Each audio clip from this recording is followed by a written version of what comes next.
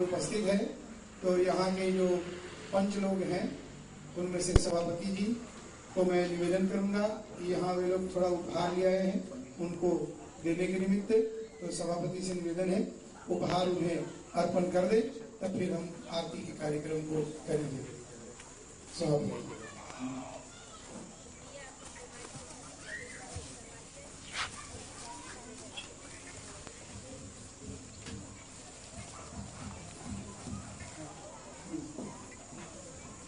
हरेकाक्ष मंगलाय तनोहरि, विष्णु भगवान की जय।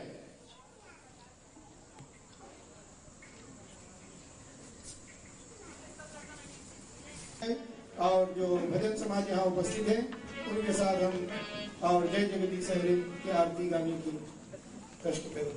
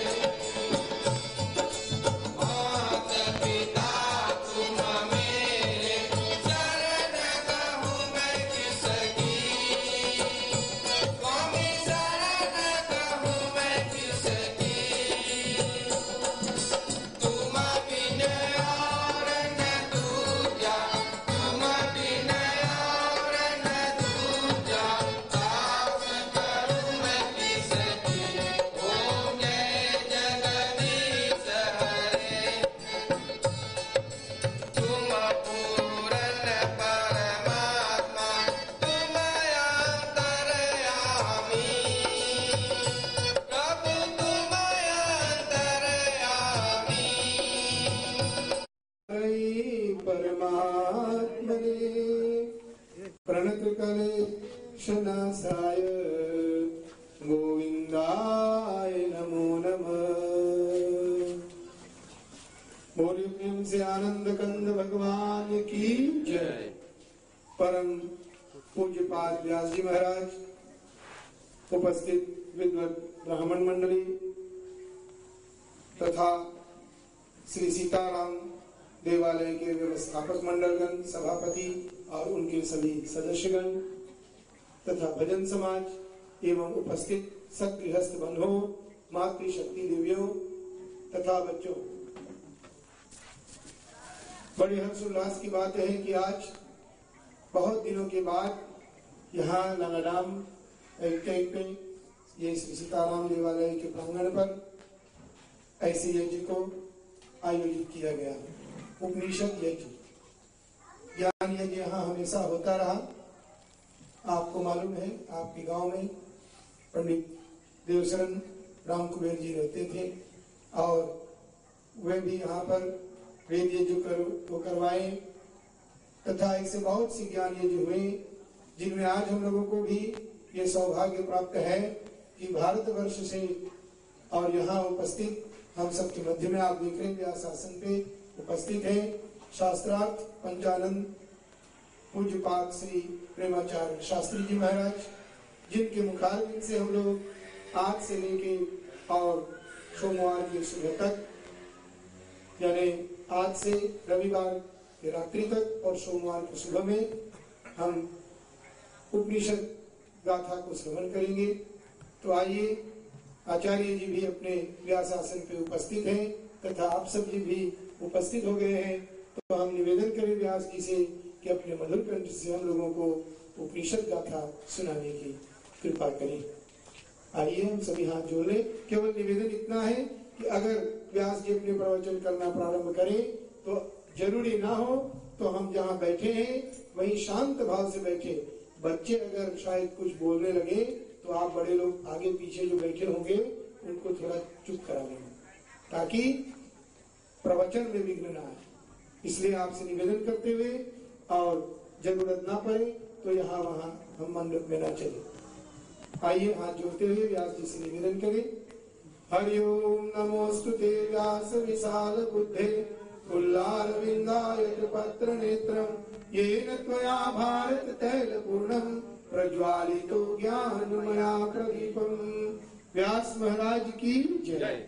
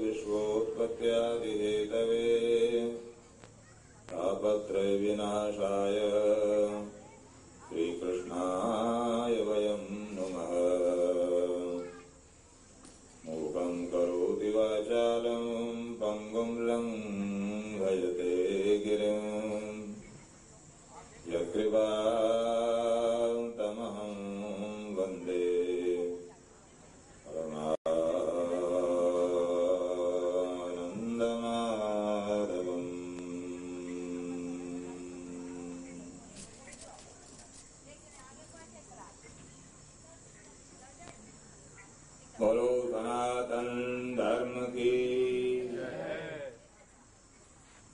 राजा रामचंद्र महाराज की वीर बजरंग बली की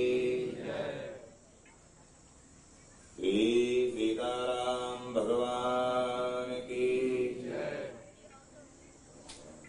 वेद भगवान की सभी महानुभाव देवियां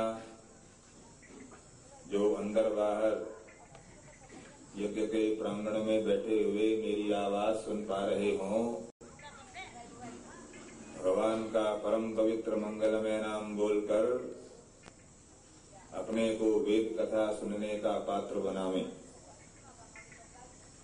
जैसे किसी बर्तन में दूध रखना हो तो पहले बर्तन को साफ करना बहुत जरूरी। रात के भोजन का अंश बर्तन में लगा रह जाए, कोई आलसी माई हो रात को बर्तन ठीक से न मांजे, दाल शाक कुछ लगा रह जाए, चटनी फटनी, उसी में दूध रख दो, दूध बिगड़ जाएगा, फट जाएगा।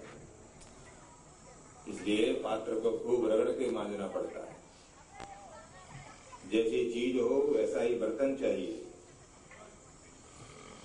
जैसा सामान रखना हो बर्तन भी वैसे ही चाहिए। अगर शेरनी का दूध रखना हो तो सोने का बर्तन चाहिए। साधारण बर्तन में शेरनी का दूध नहीं आता, पर शेरनी का दूध निकालने के लिए भी कोई शेर चाहिए। हमारे तुम्हारे जैसे हैं जो दागू को देख करके डर जाएं, परंतु यहाँ तो उपनिषद कथा, वेदों का अंतिम भाग उपनिषद कहलाते हैं। वेद है उपनिषद भी, और भगवान के साथ हमारा क्या नाता है इस बात को समझाते हैं। शरीर और भीतर रहने वाला आत्मा चैतन्य, इन दोनों का क्या परस्पर संबंध है इसकी व्याख्या करने वाली उपनिषद है। इसलिए वेदामृत हृदय रूपी बर्तन में रखना है। और सज्जनों देवियों, बर्तन बहुत मैला है। जन्म जन्मांतर कल कल्पांतर युग युगांतरों से हृदय पर मैल जमा हुआ है। अब आदमी बन गए हो, परंतु कभी पशु पक्षी कीट पतंग हाथी घोड़ा गधा ऊंट जाने क्या क्या थे, कहां से घूमते फिरते इस शरीर में आए हैं। जिन्होंने खान पान का नियम रखा है और सात्विक आहार किया है, जीवन को व्यवस्था से चलाया है, ऐसे ही कोई सैकड़ों में एक आदमी 95 वर्ष की आयु प्राप्त करते हैं जिनका सम्मान किया आपने। हमेशा इस उम्र तक पहुंचना सबकी बस की बात नहीं है। 60-65 साल के बाद लोग मौत का इंतजार करने लग जाते हैं। जहां 65 वर्ष के हुए 70 वर्ष के, हमने कहा कहो क्या हाल, बोले पंडित जी हाल क्या, अब तो सब क्लार, जो करना था कर करा लिया, बस अब तो बैठे हैं, कब मौत आए कब हमें ले जाए। इसलिए वेद कथा सुनने के लिए यहाँ समिति ने आयोजन किया है। भगवान का नाम बोलकर प्रेम पूर्वक अपने हृदय को शुद्ध बनाइए, तब कुछ कथा प्रारंभ करते हैं। श्रीमन्नारायण नारायण नारायण, श्रीमन्नारायण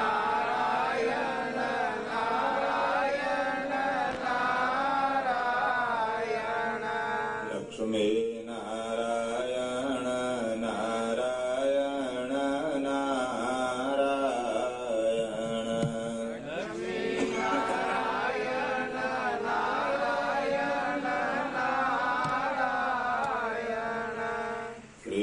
नारायण नारायण नारायण, श्रीमन्नारायण नारायण नारायण, श्रीमन्नारायण नारायण नारायण, लक्ष्मी नारायण नारायण नारायण, लक्ष्मी नारायण नारायण नारायण, सत्यनारायण नारायण नारायण,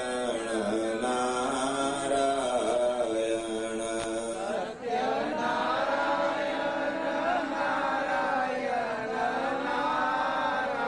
नारायण, भजमन्नारायण नारायण नारायण, भजमन्नारायण नारायण नारायण, श्रीमन्नारायण नारायण नारायण, श्रीमन्नारायण नारायण नारायण, लक्ष्मी नारायण नारायण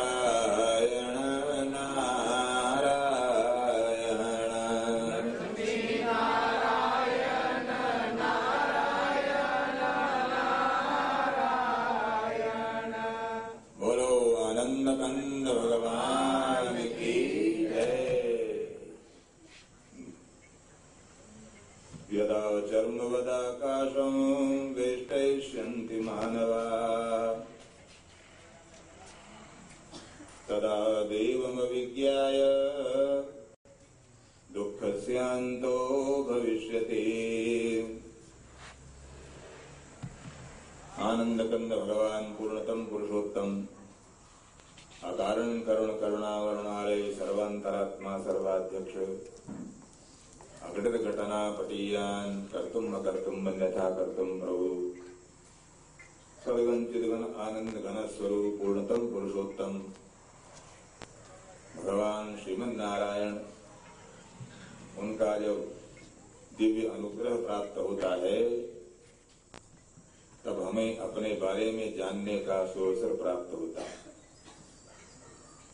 वेद कहते हैं स्वाध्याय में कभी प्रमाद मत करो, स्वाध्यायान मां प्रमद।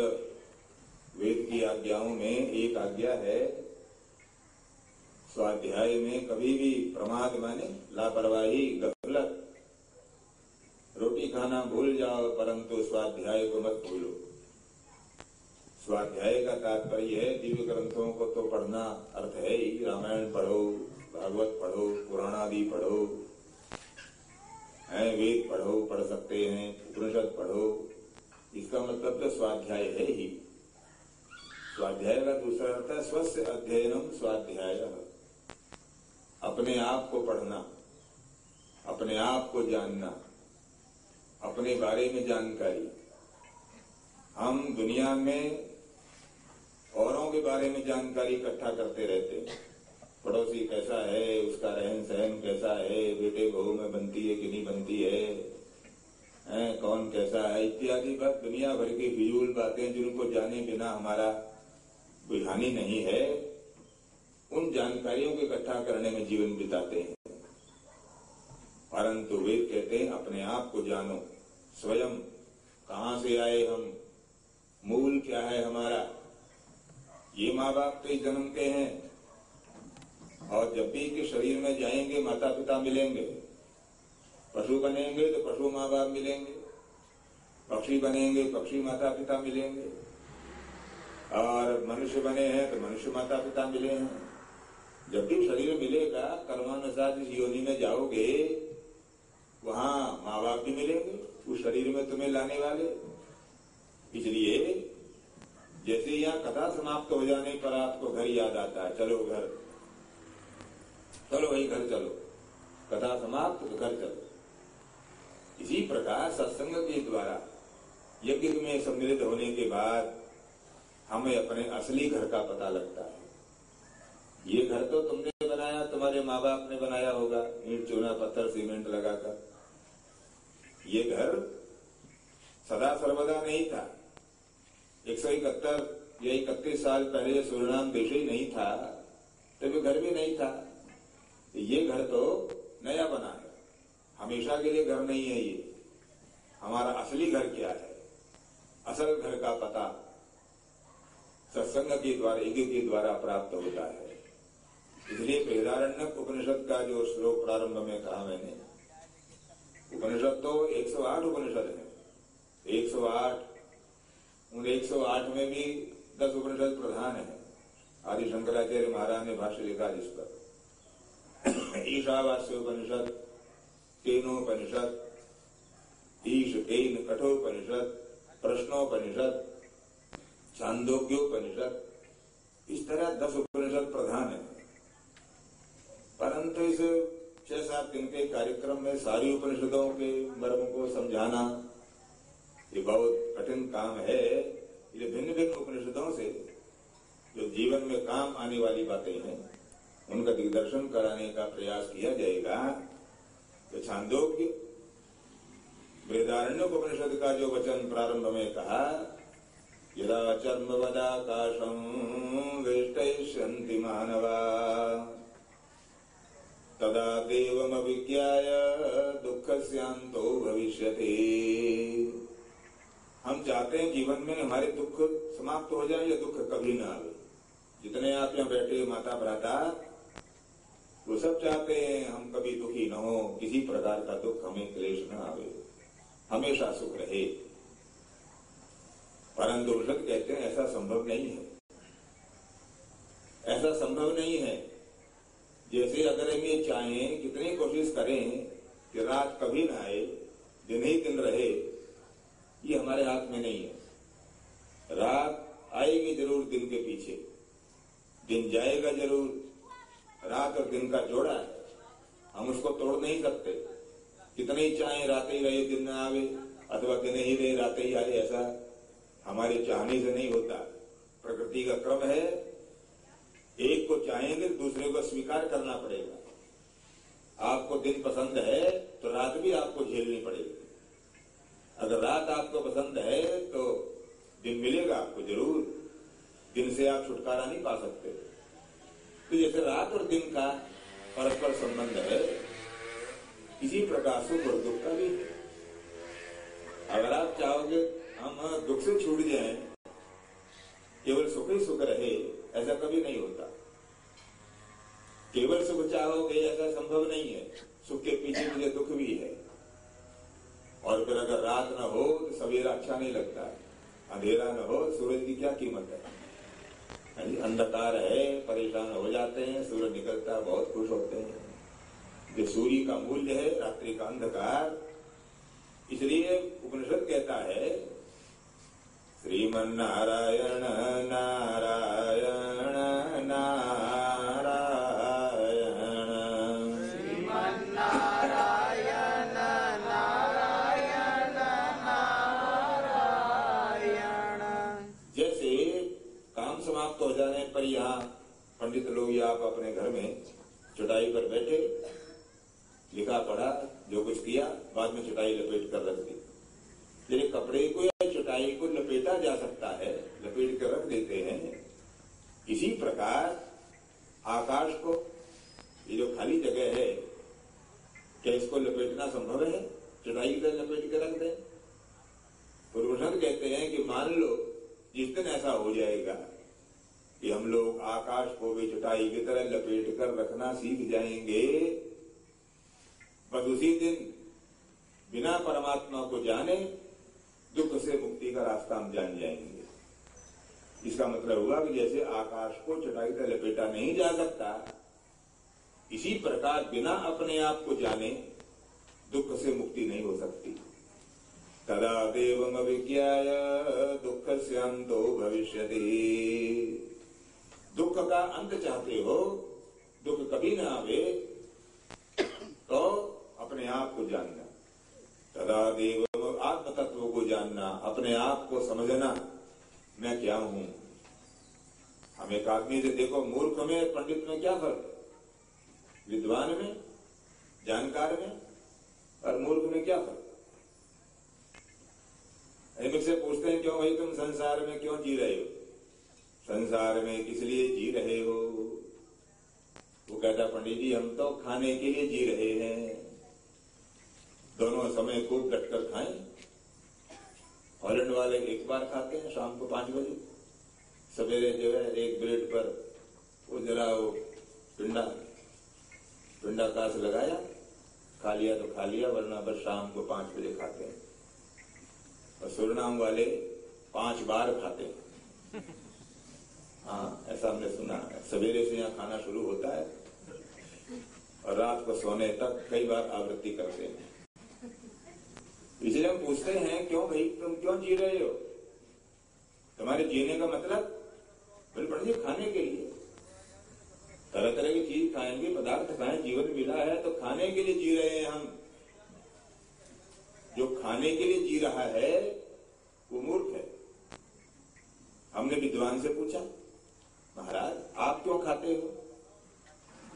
आप भोजन क्यों करते हो? आप तो विद्वान हो, जानता, आप भोजन क्यों करते हो? तो पंडित कहता है कि मैं जीने के लिए खा रहा हूं।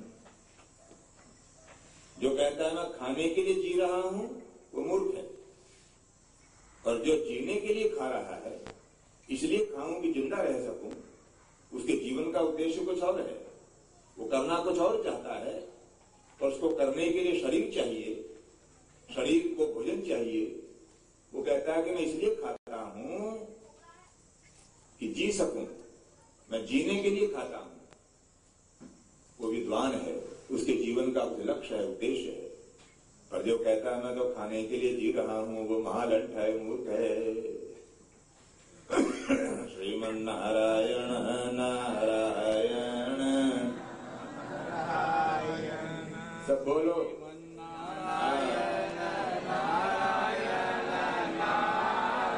आप ये है ऐसी कथा हम नहीं सुनाते। श्रोता हमारे सोने चाहे जाके हम घंटा भर बोलते रहे। ये जब मंदिर बना होगा था मैं तब यहाँ, जब मंदिर का आधारशिला रखी गई, नींव, तब मैं मौजूद था। पंडित देवशरण यहीं तो रहते थे पड़ोस में, जयदुर्ग घर नहीं उनका। और थोड़ा आगे बढ़ो, आत्मादेव बघेलो पांडे थे, वो भी इस रास्ते पर टांगा डाम पर ही थे। मंदिर के शिलान्यास के समय महासभा के सब लोग, नंदन पांडे आदि थे, मैं भी था। और इसकी प्रतिष्ठा के समय मुझे बुलाया गया, पर मैं नहीं आ पाया। फिर जब 1980-81 में दूसरा कूप हुआ, तब मैं यहीं था। उस समय इस मंदिर में एक बार प्रवचन करने के लिए भी आया था। तो दूसरा कूप हुआ, मैं तो सवेरे पूजा कर रहा था और वो तोप दगने लगी, धूम धूम। मैं समझा कि दूसरे देश का राष्ट्रपति आया, उसके सलामी दी जा रही है, उसके स्वागत है। कथा तुम्हारे हृदय में चिपकती चली जाए, जो बात कही है उसमें जो कुछ बात ध्यान में भी रहे। जी पूर्णा श्रोता सो जाए। किसी ने पूछा क्यों भाई, कैसे यज्ञ में गए, कैसी रही कथा? श्रोता बोला पंडित से, पंडित जी बहुत अच्छी कथा।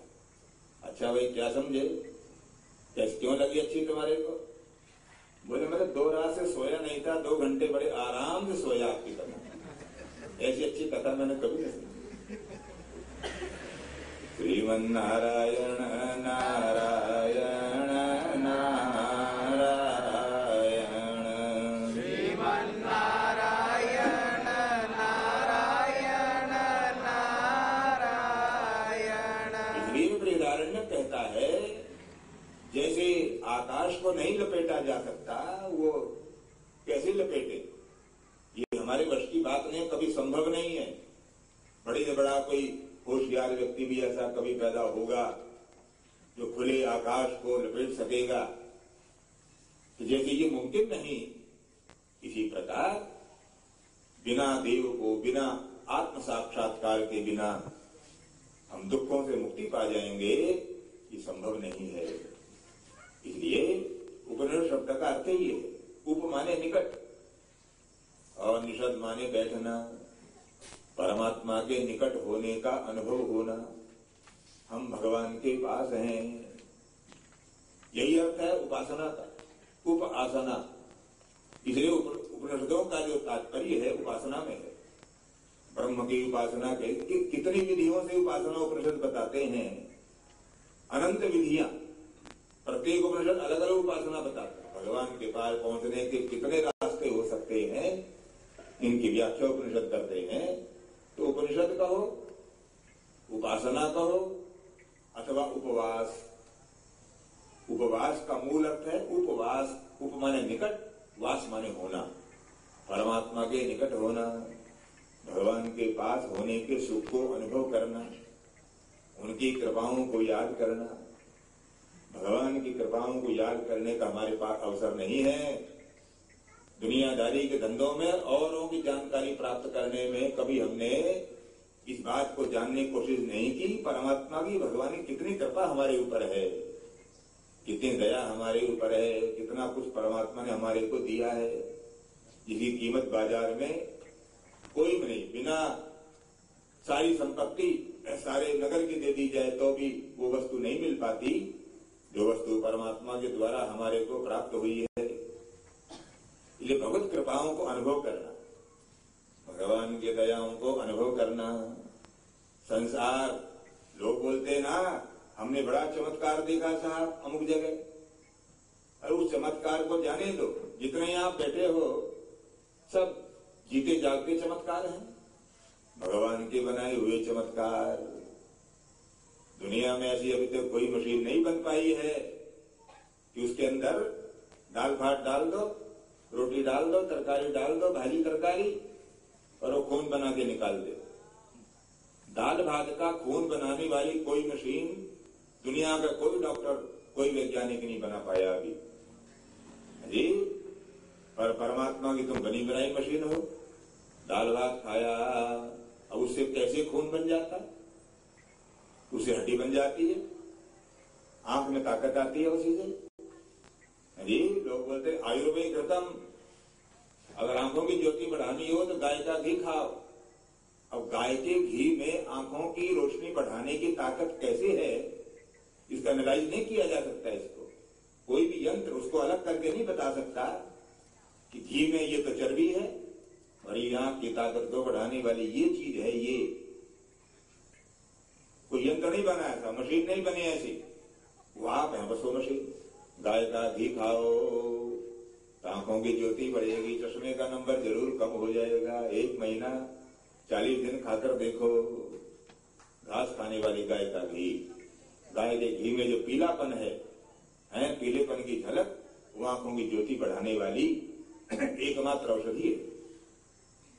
इसलिए कितना चमत्कार जी। डॉक्टर बोले तुम्हारी हड्डी कमजोर है, दूध पिया करो, हड्डी मजबूत हो जाएगी।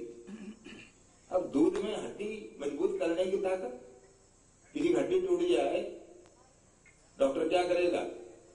एक एल्युमिनियम का रॉड लगा देगा।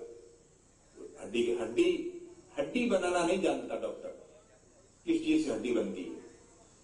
इसलिए भगवान ने कितना हमारे को कितनी वस्तुएं बिना किसी कीमत के दे रखी हैं, जिनका कोई कीमत कोई मूल्य बाजार में नहीं, किसी भाव नहीं मिलती हैं। कान खराब हो जाए, परमात्मा ने 2 काम दे रखे हैं, आराम से सुनो, इसकी भी सुनो उसकी भी सुनो, दोनों की सुनो। और इधर से सुनो इधर से निकाल दो, अगर नहीं बात इसका काम करना हो, इधर से डालो और इधर से निकाल दो। 2 कान मिले, बताओ किसी ने कान खरीदा, कीमत दी? किसी का कान खराब हो जाए, बहरा हो जाए, फिर हमारा लिखा है कि बहरे आदमी में गुण पैदा हो जाते हैं। बहरा आदमी सीधा वैकुंठ जाता है, मुक्ति मिलती है बहरे को, अगर हो जाए तो। जानबूझ के होने पर नहीं मिलेगी, अगर वैसी हो जाए प्राकृतिक तौर पर। क्यों मिलेगी मुक्ति? इसलिए मिलेगी बहरे आदमी में 2 अच्छाइयां पैदा हो जाती, 2 गुण। क्या? एक तो बहरा किसी की निंदा चुगली नहीं सुनता। हाँ, जो चुगली करोगे तब तो बरगर हैं तेरे जोर से बोलो, हल्ला मचा के चुगली कौन करे किसी की? तो बहरा किसी की निंदा नहीं सुनता। एक तो जो किसी की निंदा न सुनता हो वो देवता है। हम तो निंदा सुनने में बड़े होशियार, कथा में तो सो जाएंगे, नींद आ जाएगी कथा में तो, पर कोई किसी की बुराई कर रहा हो तब वक्ती मैं भी आता हूं, मुझे भी सुनाओ क्या हुआ क्या हुआ। इसलिए बहरे में एक गुण पैदा हो गया, वो किसी की निंदा नहीं सुनता। और दूसरी अच्छाई ये है, बहरे को अगर आप गाली भी दो, बुरा भला कहो, गाली भी दो, तो कहता है सब ठीक है, आलस को। वो समझता है राजू मुझे पूछ रहे हैं, हालचाल पूछ रहे हैं। जो गाली सुनकर के मुस्कुराता हो और किसी की निंदा न सुनता हो, वो तो देवता है। इसलिए हमारे यहाँ कहा है कि जैसे ये मंदिर में भगवान विराजमान पत्थर लकड़ी या सीमेंट का बना हुआ विग्रह है, ये पूजे जाते हैं, प्रणाम करते हो, तुम्हें माता पिता तुम्हें बोलते हो, पत्थर के आगे हाथ जोड़ते हो। क्यों? क्योंकि इसमें 3 गुण पैदा हो गए। वो गुण हमारे में हो जाए तो हम भी पूजे जाने लायक बन जाएंगे। मुझे बोलते हैं न दुषंते न याचन्ते पर निंदा न कुर्वते अनाहूता न चायन्ते तेनाश्मानोऽपि देवता। पत्थर में देवतापन कैसे आया? बोले 3 बातें हैं। न दुषंती, मंदिर में स्थापित मूर्तियां किसी से वैर भाव नहीं रखती, कोई उनका दुश्मन नहीं। संसार में मंदिर की मूर्तियों का शत्रु कोई नहीं। न दुष्मन, वो किसी से दुश्मनी नहीं रखते। न याचनते, न कभी हाथ फैलाते हैं, मांगते कभी नहीं।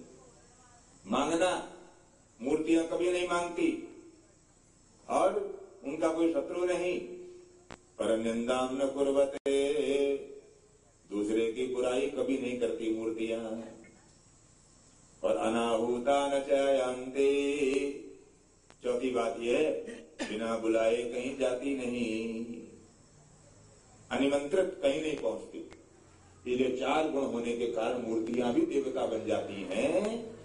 ये गुण हमारे भीतर पैदा हो जाएगा, लोगों सबको ये मान करके, जैसे मैदान में बहुत सारे घड़े रखे हुए हों पानी के भरे हुए, जब सूर्य आकाश में आता है, मध्य आकाश में, तो सब घड़ों में उसका प्रतिबिंब पड़ता है। इसी प्रकार संसार के समस्त प्राणियों में एक ही परमात्मा, एक ही भगवान निवास करते हैं। अगर ये हमारी व्यापक भावना बन जाए तो फिर कौन हमारा शत्रु, किससे दुश्मनी करें। निज प्रभुमय देखहि सकल, गोस्वामी पाद कहते हैं, निज प्रभुमय देखहि सकल, केसन करहि विरोध। उनको तो सब अपने जैसे दिखाई पड़ते हैं, उनका फिर विरोधी कौन रहा। तो द्वेष न करना किसी से, और किसी के आगे हाथ न फैलाना। न याचन्ते, दूसरे की बुराई न करना। पर निंदाम न कुर्वते, और अनाहुता न चायांते, बिना बुलाए कहीं जाना नहीं।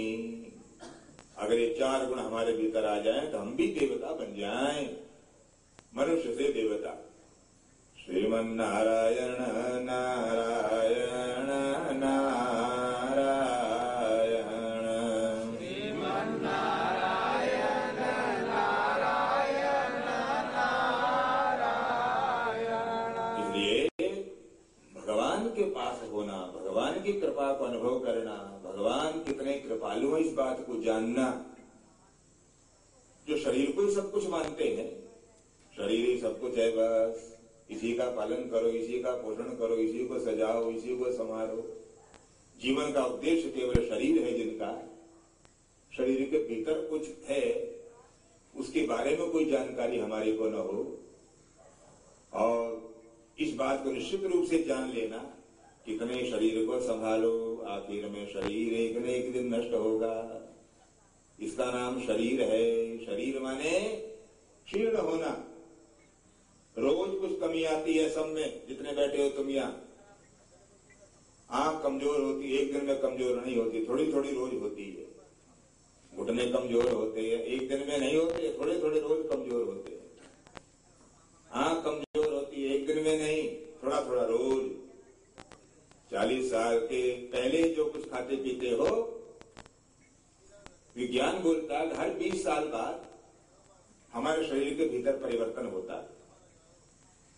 हर 20 साल बाद उपनिषद कहते हैं शरीर के भीतर ऊपर का ढांचा बना रहता है, जैसे मंदिर का ढांचा बाहर का ज्यों का त्यों है, पर अंदर आप रंग बदल दो, खिड़कियों के शीशे और तरह के लगा दो, सजावट और कर दो, तो नया मंदिर मालूम पड़ता है।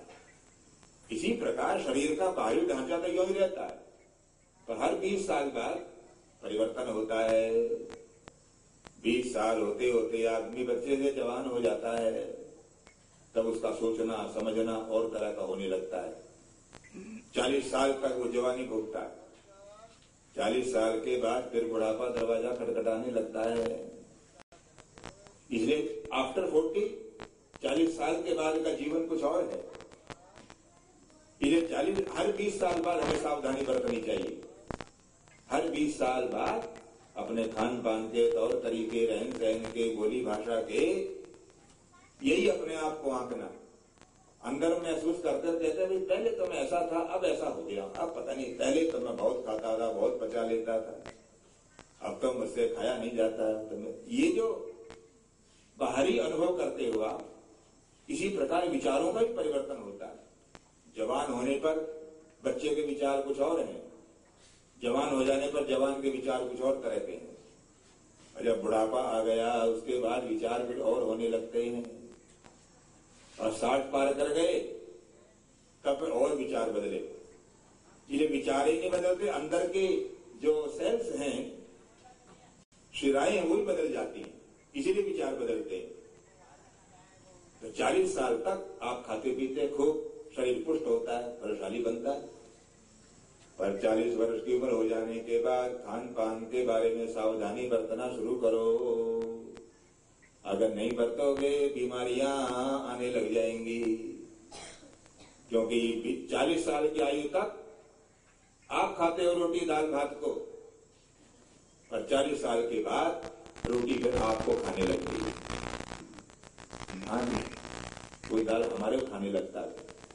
पहले दाल भात घी तरकारी ये सबको प्रेम में खाते हैं, और अगर हो गया सही कर, डॉक्टर बोला खबरदार चावल न खाओ, आलू न खाओ, ये न करो। अब वही चावल जो 40 साल तक तुम्हारे को ताकत देता था, बहुत अच्छा लगता था, शरीर को पोषण करता था, अब वही चावल नुकसान करेगा।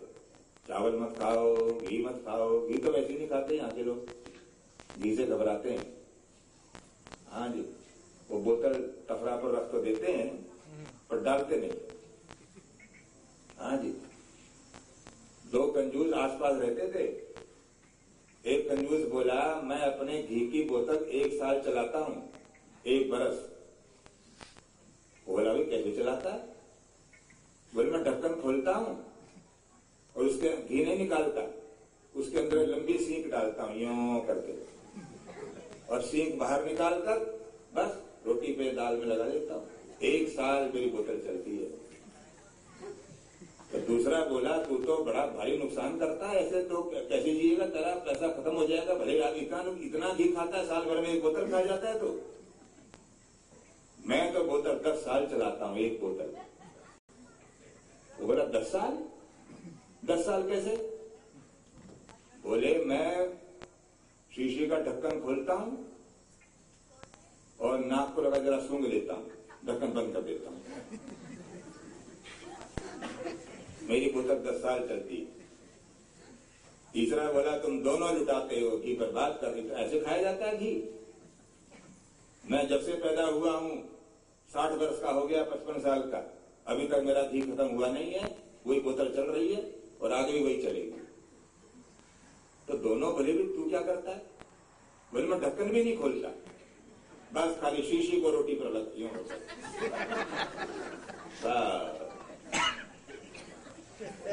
श्रीमन नारायण नारायण नारायण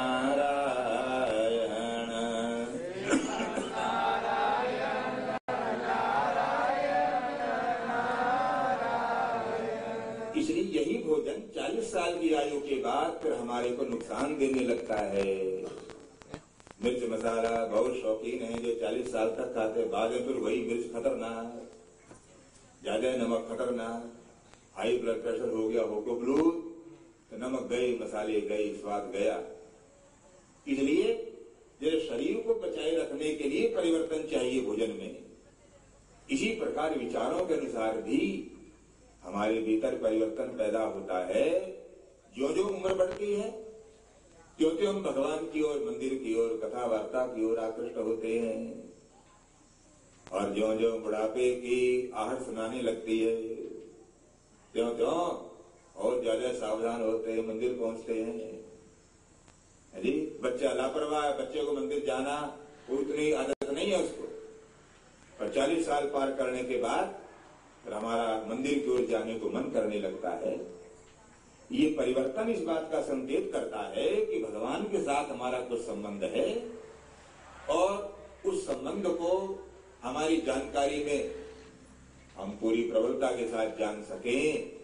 एतावता इस बात को समझना जरूरी। न तदस्ति पृथिव्यां वै दिवि देवेषु वा पुनः सत्वं प्रकृतिर्मुक्तं यदेभिः स्यात् त्रिभिर्गुणैः। ये सूत्र है ब्रह्मांड और सृष्टि को जानने के लिए जो भगवान ने वर्णन करके बताया। दुनिया को जानना हो तो ये सूत्र काम करता है। सूत्र कहता है कि न तदस्ति पृथिव्यां वै दिवि देवेषु वा पुनः, पृथ्वी पर, देवताओं में और अंतरिक्ष पर, इन तीनों लोकों में ही नहीं बल्कि सप्तावर्ण में भूर्भुवस्व महाजन तपः और सत्यम, सत्यलोक पर्यंत, ये जो सप्तावर्ण है, इस सप्तावर्ण में एक भी चीज ऐसी नहीं, कोई एक भी न ददस्ते पृथिव्यां वै दिवि देवेषु वा पुनः सत्वम, एक भी वस्तु ऐसी नहीं है जो प्रकृति के 3 गुणों में से किसी गुण से न बनी हुई हो। प्रकृति के 3 गुण है सत्व, रज और तम। सत्व, रज और तम, सात्विक, राजस और तामस, 3 प्रकार के प्राणी संसार में हैं। प्राणी मनुष्य, पशु, पक्षी, कीट, पतंग, पेड़ पौधे, लता, गुल्म, वृक्ष, वनस्पति, सब में 3 गुण है। अमुक चीज खाओ, सात्विक गुण आएंगे। इसलिए गीता शास्त्र में, गीता भी उपनिषद है, गीता के प्रत्येक अध्याय के आखिर में है भगवद गीतासु उपनिषत्सु ब्रह्म विद्यायाम योग शास्त्रे, वहां भी लिखा जाता है, क्या नाम उसमें पुष्पिका में, भगवद गीतासु उपनिषत्सु, जिन उपनिषदों को भगवान ने गाया है गीता शास्त्र में, ब्रह्म विद्यायाम योग शास्त्रे अमुक नामाध्याय। तो वहां भोजन बताया 18वें अध्याय में, सात्विक भोजन कैसा है, राजस भोजन कैसा है, तमोगुणियों का भोजन कैसा है। भोजन, हमारे विचार हमारे भोजन पर निर्भर है। हम जैसा खाते हैं वैसा विचार बनता है। इसलिए चाय में थोड़ा दूध डालो तो ठीक है, तो ज्यादा दूध पियोगे आप, हैं? ज्यादा दूध पीना कोई बहुत ज्यादा तारीफ की बात नहीं है। ठीक है, दूध में गुण है, परंतु प्रकृति ने मनुष्य के बालक के लिए दूध बनाया, बनाती है प्रकृति। और जब बालक 1.5-2 वर्ष का होता है तब तक माता के स्तनों में दूध रहता है। जब तक बालक और कुछ खाने लायक नहीं होता तब तक माँ के स्तनों में दूध रहता है। 1 वर्ष तक, 2 वर्ष तक वो दूध पीता है। जब कुछ और खाने लग जाता है तो धीरे धीरे प्रकृति वो माता के स्तनों में दूध बनाना बंद कर देती है। अब जरूरत नहीं रही, बच्चा दाल भात खाएगा, रोटी खाएगा, ठीक। यही पशुओं का है। गाय के स्तनों में दूध आया है उसके बछड़े के लिए। जब बछड़ा बड़ा हो गया, घास खाने लायक हो गया, तो गाय दूध देना बंद कर देती है। यही हाल भैंस का, सब जानवरों का यही है। इसलिए गाय का जो दूध है वो उसके बच्चे के लिए, बैल के लिए, बैल अपनी माँ का दूध पीता है, बैल बनता है। इसलिए आदमी अगर गाय का दूध पिएगा, थोड़ा बैल बना उसके भीतर जरूर आएगा। हाँ, बैल बना, सींग मारने की आदत, बैल में सींग मारने की आदत है, तो आदमी में भी आदत है मारने की। ये पशुता कहीं कहीं से, कोई तो कारण है पशुता का। कहां से वरना पशुता किस रास्ते से पहुंचती है भीतर? भोजन के रास्ते से, भोजन के मार्ग से हमारे भीतर जिस रोग के कीटाणु जाते हैं, बीमारियां जाती हैं भीतर, इसी प्रकार विचार व्यवहार भी भीतर जाते हैं। सत्व, रज और तम ये गुण भी भीतर जाते हैं भोजन के मार्ग से। श्रीमन नारायण नारायण नारायण,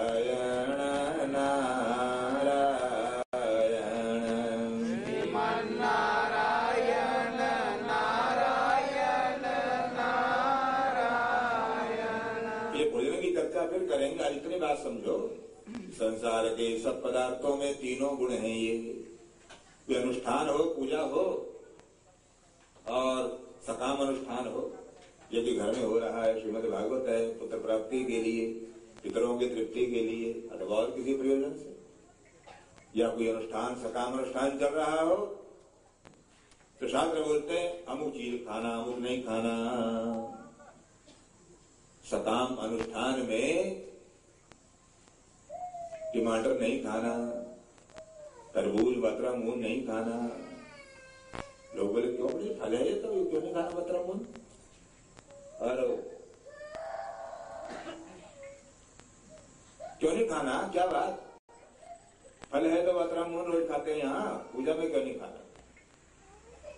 2 तरह के पदार्थ हैं। एक पदार्थ है उनको बोलते भाव दुष्ट, जो हमारे भावों को बदल दे, भाव में दोष पैदा कर दे, वो पदार्थ भाव दुष्ट है। अगर वात्रा मून के बीज निकाल दिए जाएं, नीचे छिलका हटा दिया जाए और प्लेटी में सजा कर रखा हुआ हो, तो दूर से देखने पर मांस का भ्रम पैदा होता है, कभी मांस न हो। तो जो भाव बदल दे हमारा, तो बस वो दूषित भाव दुष्ट पदार्थ सकाम अनुष्ठान में नहीं खाना, सफेद बैंगन में नहीं खाना। या सफेद बैंगन देखा नहीं मैंने, होता है कि नहीं होता है? होता होगा भाटा, है जी? नहीं होता, बहुत अच्छा नहीं होता। आलू जैसा होता है, छोटा छोटा, बिल्कुल सफेद रंग का। नहीं, बैंगन भाटा की बात कर रहे हैं, अमतुरवा नहीं, भाटा की बात। भाटा जो है बहुत गर्म होता है, बैंगन बहुत स्वादिष्ट होता है। चोखा बनाओ तो क्या कहना, उसका नाम ही चोखा है। वैसे ही भरता बनाओ तो क्या कहना, स्वादिष्ट भी बहुत है। वो कहते हैं ना, बादशाह अकबर ने भोजन में बैंगन खाया एक दिन, दरबार में आकर बीरबल से बोले, बीरबल आज हमने भाटा खाया, बहुत आनंद आया, ऐसा चोखा ऐसा सुंदर। बीरबल बोले, हुजूर भाटा में क्या बात है, भाटा तो तरकारियों का राजा है। तभी तो परमात्मा ने सिर पर मुकुट लगाया उसके, तो जो हरा हरा लगाया है ऊपर, परमात्मा ने उसके माथे पर मुकुट लगाया इसीलिए। अब स्वाद में राजा ने ज्यादा बैंगन खाया, शाम को भी खा लिया, अगले दिन भी खा लिया, तो गर्मी पैदा होगी। पानी पीते पीते अकबर परेशान, दरबार में आकर बोला, बीरबल मैं कल 2 बार बैंगन खा लिया, मेरी तबीयत खराब हो गई है, पानी पीते पीते परेशान हूँ। बीरबल, हुजूर भाटा भी कोई तरकारी है, बिल्कुल बेकार है, सबसे गई बीती, इसीलिए परमात्मा ने सिर में खीला ठोंक रखा है। तो अकबर बोले, कल तुम बोलते थे सिर पर ताज है, मुकुट है, आज बोलते हो खीला ठोंक रखा है, तुम भी अजीब आदमी हो। फिर बोले, हुजूर हमें तो आपसे मतलब है, आपको बैंगन अच्छा लगता है तो बैंगन बहुत अच्छा है, आपको बैंगन नुकसान करता है तो हमें भी नुकसान पे मारो, झाड़ू मारो, सुधरेगा, हमें बैंगन से क्या लेना, हमें तो आपसे मतलब है। इसलिए सफेद बैंगन बिल्कुल आलू जैसा होता है, दूर से देखने पर अंडे का भ्रम पैदा करता है। अंडा कभी अंडा न हो, चाहे वो भाटा है, पर अगर आपका विचार बदल देगा, वो भाव बदल गया, तो परिणाम भी वैसे ही होगा। इसलिए क्योंकि सारा संसार भाव पर टिका हुआ है, भाव देवता भाव में निवास करते हैं, भावे ही विद्यते देव। कहाँ देवता? भाव में।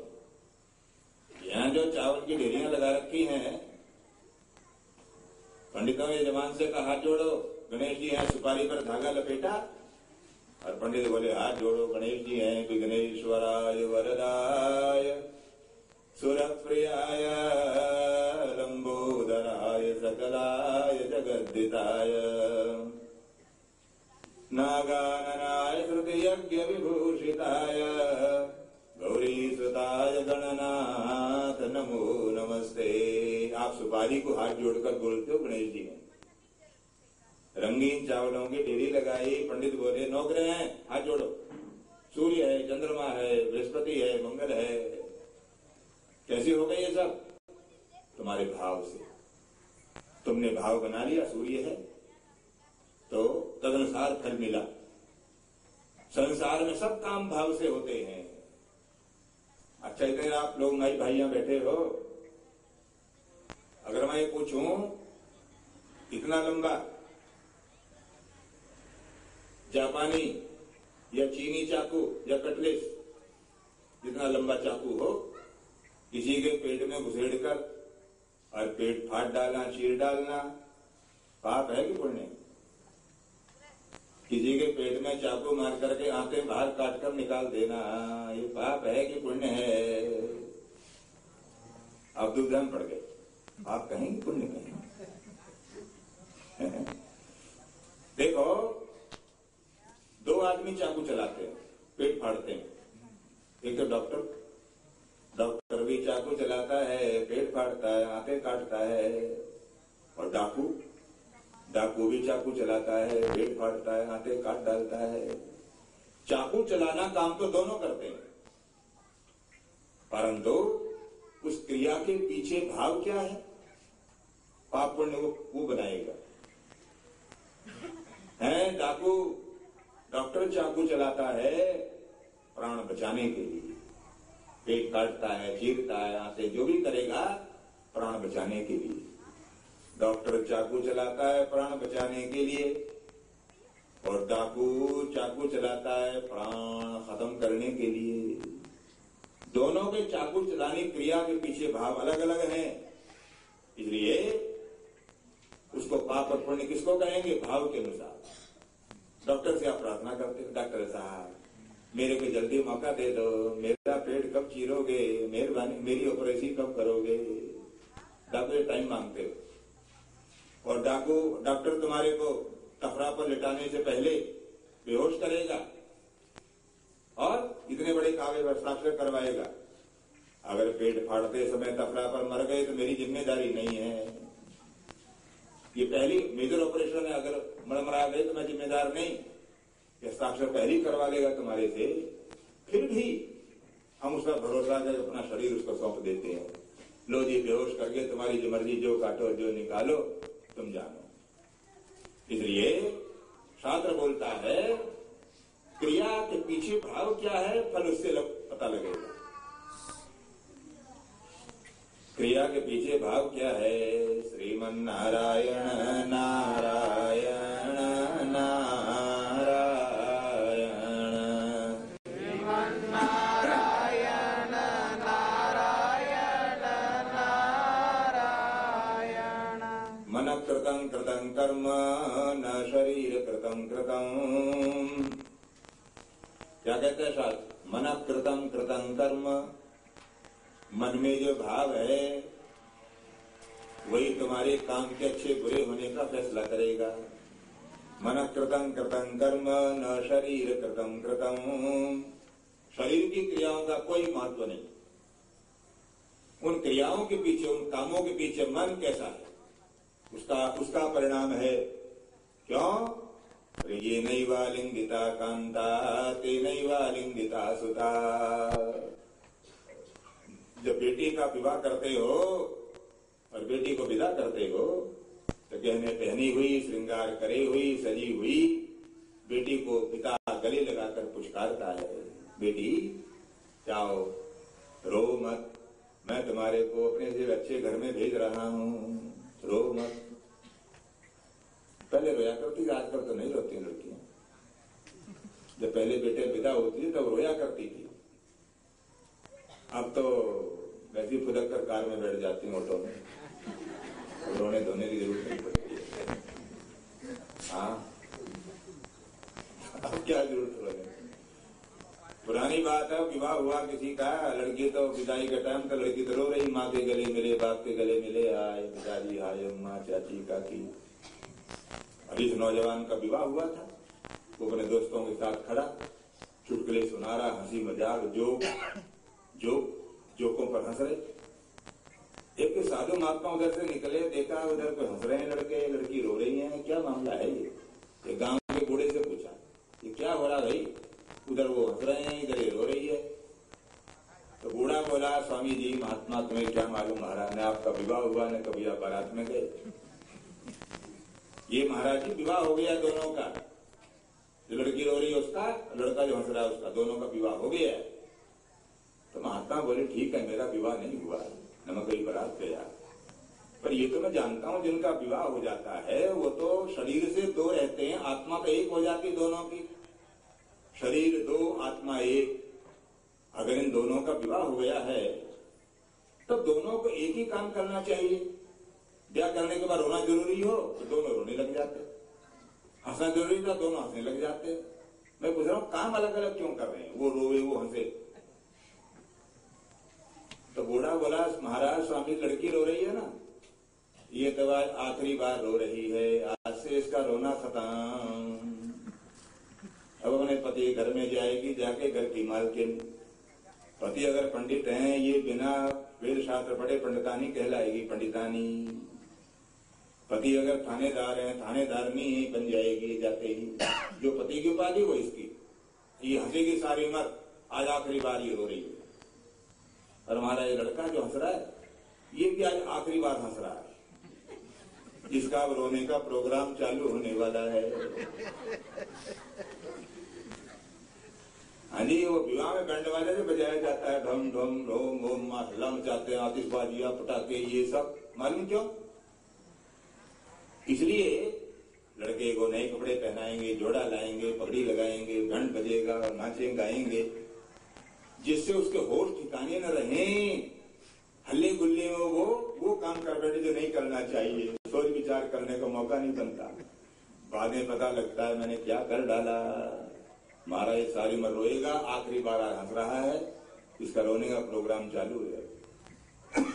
श्रीमन नारायण नारायण नारायण श्रीमन नारायण नारायण नारायण।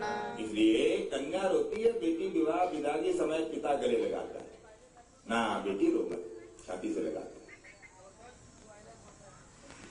जी राजा जनक ने भी बेटी को गले से लगाकर आंसू बहाए। विदेहरा योगी कही जाने वाले राजा जनक अपनी बेटी नहीं थी तो भी सीता जी को विदा किया तो राजा जनक रोने लगे। कोई बड़े मजबूत कलेजे वाला होगा कि बेटी विदा होती है जिसकी आंखों में पानी न आता हो, अपना कलेजा निकाल करके दूसरे को सौंपना होता है। खूब जांच पड़ताल करते हैं, हर तरह से देखभाल करते हैं लड़के की जी। इसलिए आशंका में विदा करते हैं बेटी को, सब ठीक ठाक रहे, बेटी से बढ़िया रहे। तो पिता विवाह के विदाई के समय कन्या को गले लगाता है और अवसर पड़ने पर पत्नी को भी गले लगाता है।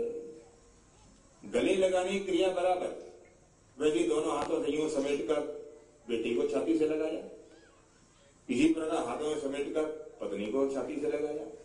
आलिंगन क्रिया तो बराबर है, शरीर ने वो हरकत दोनों जगह बराबर रूप में करी है, परंतु एक जगह दूसरा भाव है। बेटी को विदा करते समय भाव कुछ और है, पत्नी के आलिंगन के समय भाव कुछ और है। इसलिए संसार भाव से चलता है। भावे ही विद्यते देव, देवता भाव में निवास करते हैं। जैसे तुम्हारे भाव होंगे और भाव बनाएगा भोजन, भाव का निर्माण करता भोजन।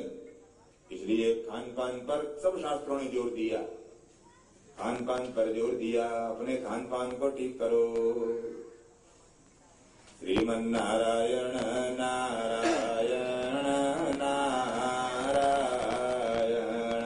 श्रीमन नारायण नारायण नारायण। इसी बृहदारण्यकोपनिषद में ही प्रसंग आता है ये, जब प्रजापति के यहाँ देवता, मनुष्य और राक्षस इन तीनों ने अपने पिता ब्रह्मा जी के यहाँ नियम पूर्वक अध्ययन का समय व्यतीत कर लिया। स्नातक हुए, जब स्नातक होते समय ब्रह्मा महाराज से कहा हमें कृपा करके आप ऐसा उपदेश दीजिए, पढ़ाया तो आपने बहुत शास्त्र दिए, ज्ञान दिया हमारे को, पर महत्वपूर्ण उपदेश दो जिससे हमारा जीवन भर उस पर आचरण करके और अपने जीवन को चरितार्थ कर सकें। देवताओं ने ब्रह्मा महाराज से जब पूछा तो ब्रह्मा महाराज देवताओं से एक अक्षर का उपदेश दिया। देवता बोले हमारा उपदेश सुनाओ। ब्रह्मा बोले द समझ गए? ब्रह्मा बोले देवता समझ गए क्या उपदेश दिया मैंने? देवता बोले हाँ समझ गए, बहुत अच्छा उपदेश दिया आपने। क्या समझे? ब्रह्मा बोले क्या समझे? मैं एक अक्षर बोला, केवल दय। देवता बोले हम समझ गए, हम इंद्रिय सुख के बड़े लोभी हैं। हमारी आंखों को सुंदरता चाहिए, कानों को शब्द चाहिए, जिह्वा को स्वाद चाहिए, नासिका को गंध सुगंध चाहिए। इंद्रियों के दास हैं हम, इंद्रियों के लोभी हैं। इंद्रिय सुख हमारे को निरंतर होना, उससे हम तृप्त नहीं है। इसलिए आपने हमसे कहा द माने दमन, हमारे को इंद्रियों के दमन का प्रयास करना चाहिए। बिना इंद्रियों के दमन का प्रयास किए हम जीवन में सफलता प्राप्त नहीं कर पाएंगे। ब्रह्मा बोले ठीक है, जाओ मेरी इस अंतिम और महत्वपूर्ण उपदेश पर अमल करो, आचरण करो। तब राक्षसों ने कहा, असुर बोले, आप हमारे पिता हैं, कृपा कर हमारे को भी देवताओं की तरह ऐसा उपदेश दीजिए जो हम जीवन में अपने जीवन को सफल बनावे। असुरों ने जब ये कहा तो ब्रह्मा बोले असुरों से, तुम्हें उपदेश देता हूं, जाओ। द असुरों को भी कहा द। ब्रह्मा बोले समझ गए? असुर बोले हाँ समझ गए, ऐसा उपदेश हमें आज तक किसी ने नहीं दिया। हे प्रजापति, तुम्हारा उपदेश दिव्य है। क्या समझे? राक्षस असुर बोले द माने हम लोग बड़े क्रूर हैं, बड़े हिंसक हैं, हमारे मन में किसी के प्रति, किसी का गला काटने में, मारने में, किसी जीव हत्या करने में हमें बिल्कुल संकोच नहीं है। इसलिए आपने हमारे से कहा द माने दया, दया करो, हमें दया का अभ्यास करना चाहिए, जीवों पर कृपा करने की आदत डालनी चाहिए। आपका उपदेश बहुत महत्वपूर्ण है, हम इन तीनों पर, इस विधि पर आचरण करें। तो मनुष्यों ने कहा, हे प्रजापति, तुमने दोनों को उपदेश देकर प्राप्त किया, हमारे को भी उपदेश प्रदान करो, हम क्या करें, मनुष्य अपना जीवन कैसे सफल बनाए।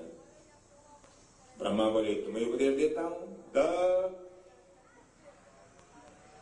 ब्रह्मा बोले समझ गए? मनुष्यों ने पूछा समझ गए? हाँ पिताजी समझ गए, आपने बहुत अच्छा उपदेश दिया हमारे को।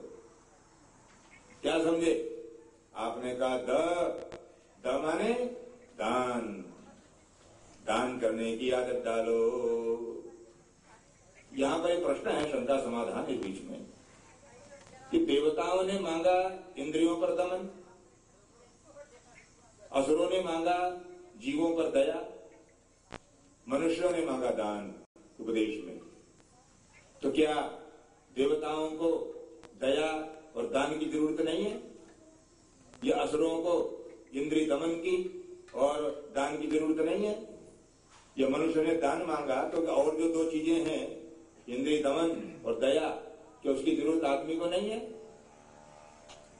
इस पर श्री शंकराचार्य महाराज अपने भाषण में व्याख्या करते बताते हैं कि चूंकि ये उपदेश मनुष्य मात्र के लिए है और मनुष्यों में तीनों प्रकार के प्राणी है, तीनों प्रकार के स्वभाव वाले लोग हैं, देवता भी यही है हमारे भीतर ही, जितने आप बैठे हो आप में देवता भी हैं और मनुष्य तो है ही हम, हमारे में असुर माने राक्षस भी हैं, हमारे भीतर देवता भी बैठे हैं, यहाँ दैत्य भी बैठे हैं, मनुष्य भी बैठे हैं। श्रीमन नारायण नारायण नारायण, श्रीमन नारायण नारायण नारायण। हमारे भीतर तीनों हैं, क्यों?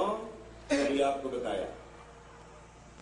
भगवान कहते हैं सारे ब्रह्मांड में एक भी ऐसी वस्तु नहीं है जो प्रकृति के तीन गुणों से मुक्त हो, सत्व रजस तम। मनुष्यों में भी तीनों स्वभाव वाले लोग हैं, कई सात्विक प्राणी हैं, सात्विक, और कई हैं राजस, कई हैं तामस, अर्थात देवता हैं, मनुष्य हैं और राक्षस हैं। हमारे भीतर ये तीनों तरह के लोग। इसलिए मैं इन तीनों की पहचान बताने के लिए एक वाक्य बताया करता हूं, आपको भी सुनाता हूं। तीनों की पहचान किसको समझे देवता, कैसा होता है मनुष्य या कैसा होता है राक्षस। इसकी हम किसी को क्यों कहें तो राक्षस है, बुरा माने लोग, पंडित हमारे को राक्षस बता, असुर बता रहे हमारे, इसलिए हम पहचान बताते हैं। श्रीमन नारायण नारायण नारायण। बैठ जाओ, क्या बोतल जी घूम रहे?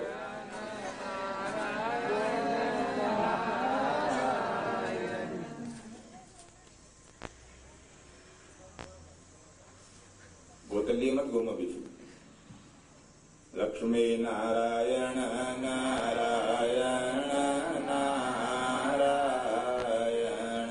लक्ष्मी नारायण नारायण है हमारे भी दुनिया में? और मनुष्य कौन है, राक्षस कौन है, इसकी पहचान के लिए एक वाक्य। देवता वो हैं जिनका विचार ऐसा हो, जो ये कहते हो भाई तेरा तेरा और मेरा भी तेरा, जो अपना दूसरों पर न्योछावर करने को तैयार रहता और दूसरे की सेवा उपकार भावना जिसके मन में हो, जिस किसी का काम बन जाए, अरे मेरी कोई नुकसान नहीं है, दूसरे काम बन जाने में मुझे क्या बुराई है, जो दूसरे को सहयोग देने के लिए हमेशा तैयार रहता हो, ऐसी व्यक्ति को लोग याद करते हैं। लोग बोलते भाई देवता आदमी का क्या कहना। आपके जीवन की सफलता की पहचान, आपने जिंदगी सफल होकर के जी या असफल होकर जी, इसकी पहचान ये जब आप पैदा हुए, हम संसार के प्राणी जब पैदा होते हैं तो रोते हैं। बच्चा रोता हुआ पैदा होता है, और जब तक बच्चा रोता नहीं पैदा होते समय, उसके स्वस्थ होने को संदेह रहता है। बच्चा पैदा तो हो गया पर रोया नहीं अभी, तो दाई भी कहेगी, माँ भी, डॉक्टर भी कहेगी, क्या अभी रोया तो है नहीं। ज्यों ही उसको दवाया थपकाया, पेट छाती पर हाथ मारा और बच्चा बड़े जो चिंगाड़ कर रोया, तब खुश, हाँ रो लिया अब ठीक है। बच्चे का रोना उसके स्वस्थ होने की पहचान। तो बच्चे ने जिंदगी में कदम रख करके संसार पहला काम किया, रोना। हम रोते हुए संसार में आए हैं, और आश्चर्य की बात यह है कि बच्चा जो रोता है और को तो जाने दो, उसको जन्म देने वाली माँ भी हंसती है, माँ भी मुस्कुराती है, हाँ बेटा ठीक है, रो गया। और अगर पैदा होती बच्चा हंसने लग जाए तो डॉक्टर भी भाग जाए, दाई भी भाग जाए, है ना उल्टी बात। तुलसीदास जी के साथ ये तो हुआ। तुलसीदास जी के साथ, तुलसीदास जी ने पैदा होते राम का नाम बोला, जैसे कोई कंदरा से बाहर निकल करके राम बोले, ऐसी माँ के पेट से बाहर आए और बाहर आते बोले राम। माँ घबरा गई, बाप घबरा गई, डॉक्टर भाग गया। ये बच्चा तो पैदा होते राम बोल रहा है, बताओ क्या बुराई थी। गंडमूल नक्षत्र में पैदा जरूर हुए थे, परंतु नाम रखा गया था राम बोला। तुलसीदास जी का बचपन का नाम राम बोला। तुलसी तो बाद में हुए, इसलिए बच्चा रोए तो ठीक, हंसे तो खतरा। क्यों हंस रहा है बच्चा हमारा, पता नहीं क्या पैदा हुआ है, तो पैदा होती हंस रहा। परंतु शास्त्र बोलता है संसार से जाओ, जब दुनिया से विदा हो, आप तो जाओ हंसते हुए। रोते हुए आए थे, हंसते हुए जाओ। परंतु आपके जाने पर बहुत लोग रोए, अगर हजारों लोग रो हो, बहुत अच्छा आदमी था, हो क्या कहना, अभी और जी जाता तो ठीक था, बहुत जल्दी दुनिया से चला गया, अरे भाई क्या कर, अरे हमारे तो बहुत काम बनाए। जिसको याद करके बहुत लोग रोते हो, उसका जीवन सफल है। स्वयं जाए हंसता हुआ और हजारों लोगों को रोता हुआ छोड़कर, जो उसके पैदा होने पर हंसे थे उन सबको रोता हुआ छोड़कर जो जाए, प्रशंसनीय जीवन। परंतु इसके मर जाने पर बहुत लोग खुशी हुए, अच्छा हुआ ससुरा मर गया साला, और पहले मर जाता तो अच्छा था, अभी तक क्या करा उसने जीकर। मैं तो, मेरे को तो सकल नफरत थी इसके, मैं देख के मेरे को बस, वो बेकार आदमी संसार में रहा, आया न आया क्या फायदा उसका। ये तुम्हारे जीवन का मूल्य है। तो जो कहता हो मेरा मेरा है भाई, और तेरा तेरा मेरा भी तेरा, मैं अपनी सब चीजें तुम पर न्यौछावर करने को तैयार हूं, ऐसा विचार रखने वाले व्यक्ति देवता। और जो ये कहता हो भाई तेरा तेरा है मेरा मेरा है, भगवान ने जो तुम्हें दिया तुम्हारी किस्मत तुम्हारे साथ, हाँ जी किस्मत का मिलेगा। तुलसीदास जी बोलते हैं कर्म कमंडल कर गए, तुलसी जाता जाए, क्या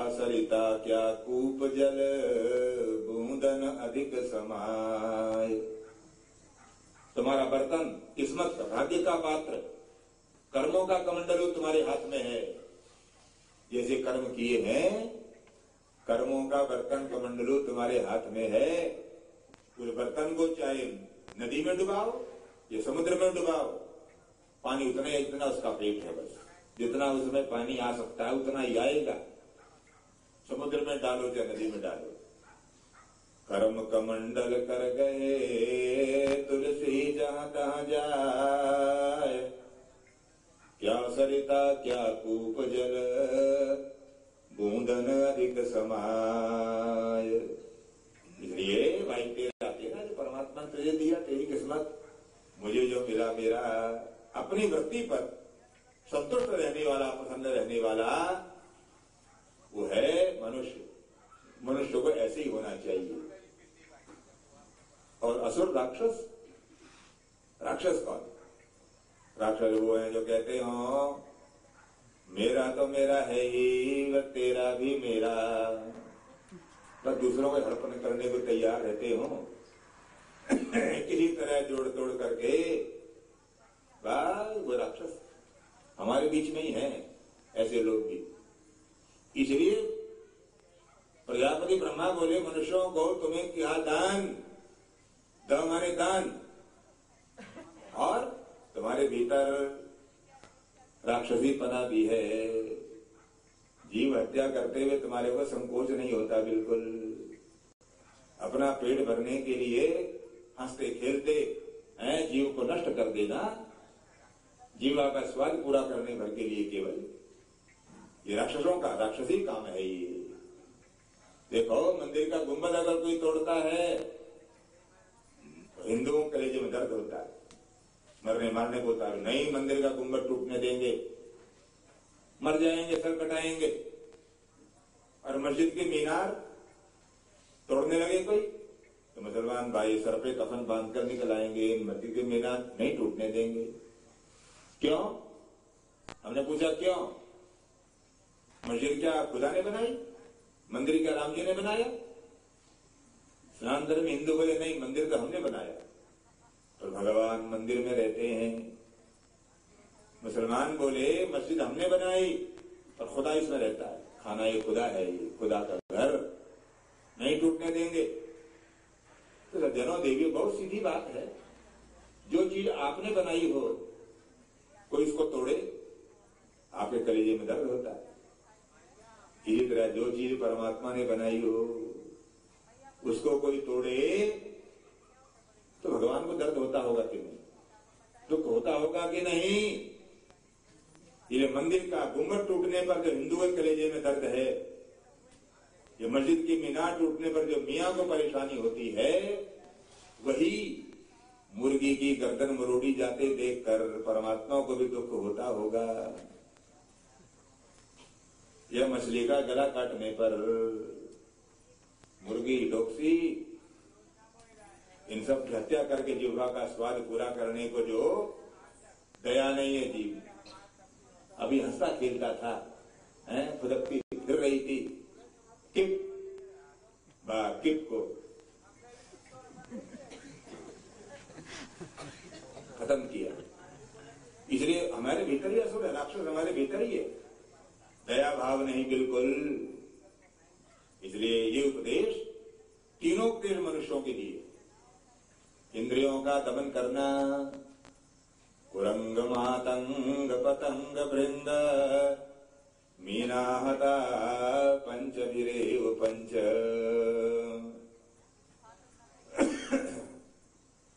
कुरंग माने हरिण, मातंग माने हाथी, पतंग माने घोड़ा, ये लाइट पर जो आते हैं भुनगे, और भृंग माने घोड़ा, और मीन माने मछली। ये 5 जानवर हैं। कुरंग, मातंग, पतंग, भृंग, मीन, ये 5 जानवर बस एक एक इंद्रिय के गुलाम होने के कारण मारे जाते हैं। मृग कानों का लोग ये केवल, बांसुरी बहुत अच्छी लगती है, मृग पकड़ने वाला बस बांसुरी बजाता है जंगल में, हरनियों कान खड़े करके सुनने लगता है।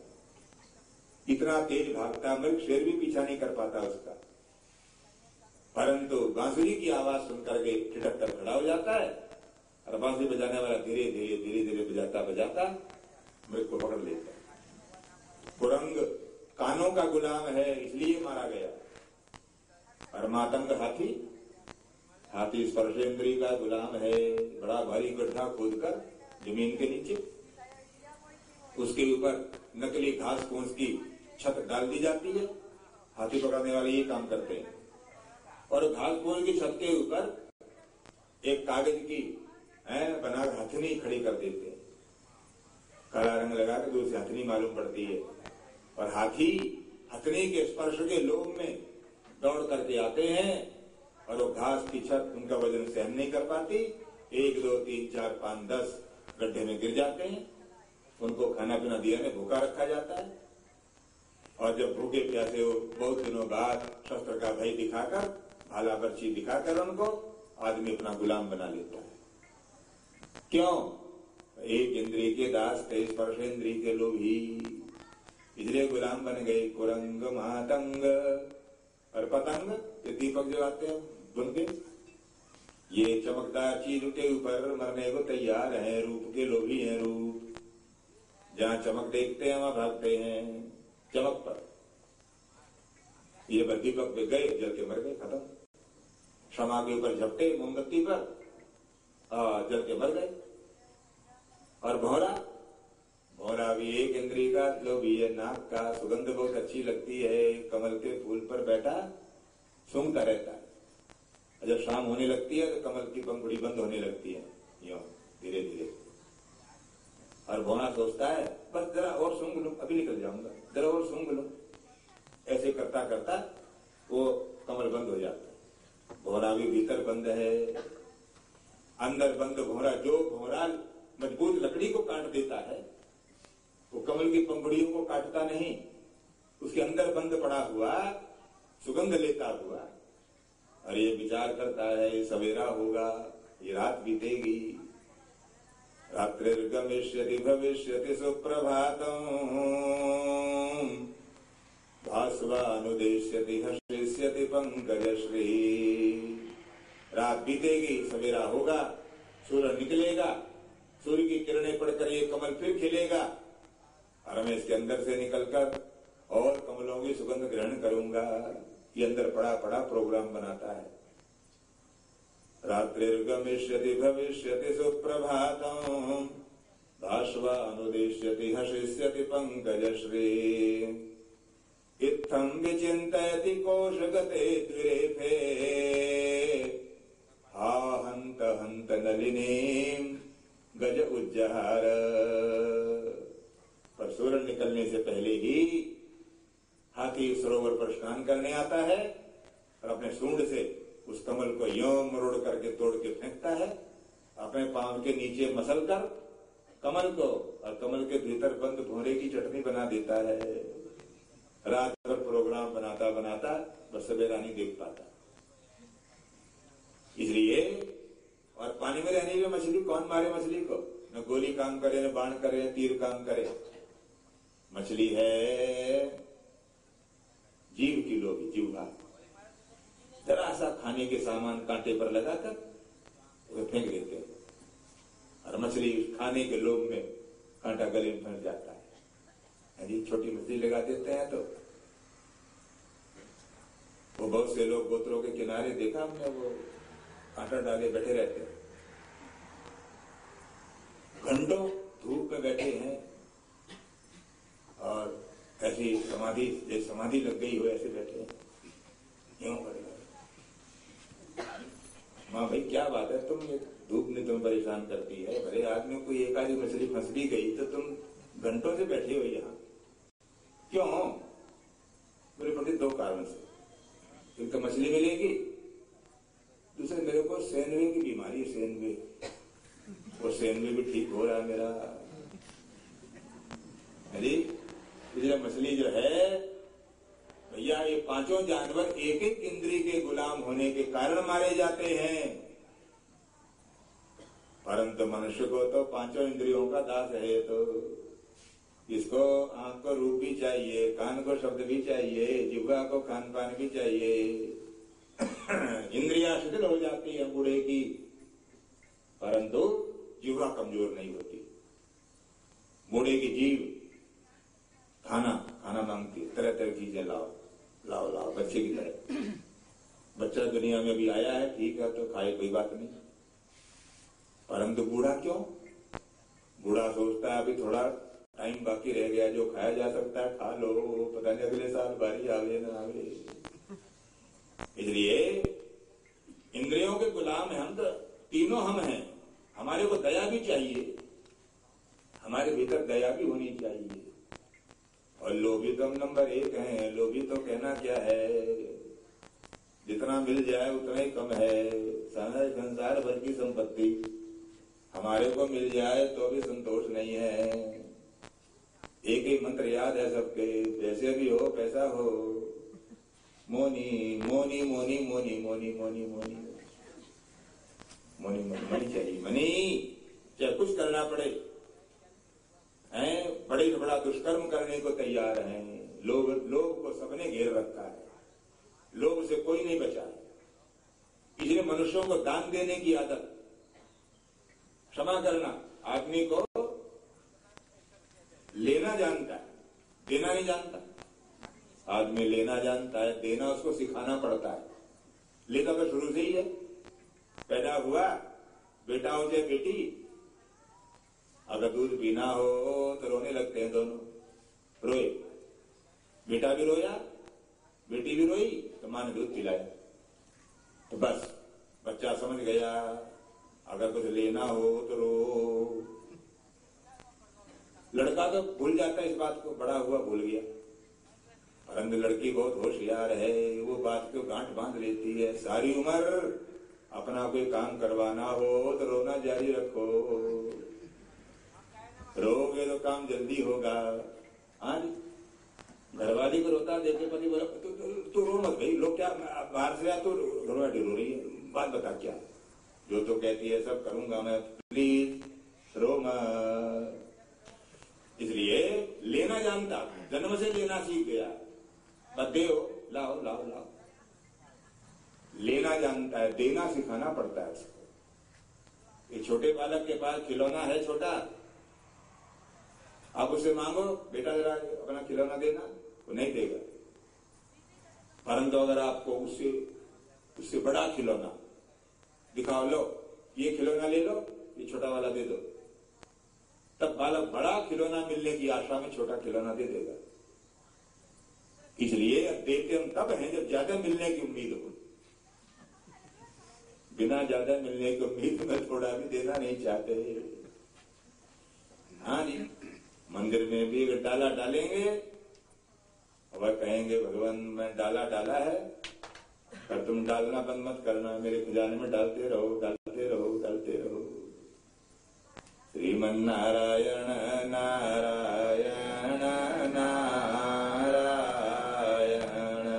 श्रीमन नारायण नारायण नारायण। हाल होने का हो गया बड़ी जल्दी, हाल होने का हो गया ना भाई तुम्हारी घड़ी में ना, वही हुआ जो मेरी घड़ी में तुम्हारी वही है, यही की घड़ी है। जरा बात समेटते हैं, किनारे लगाते हैं। लक्ष्मी नारायण नारायण नारायण,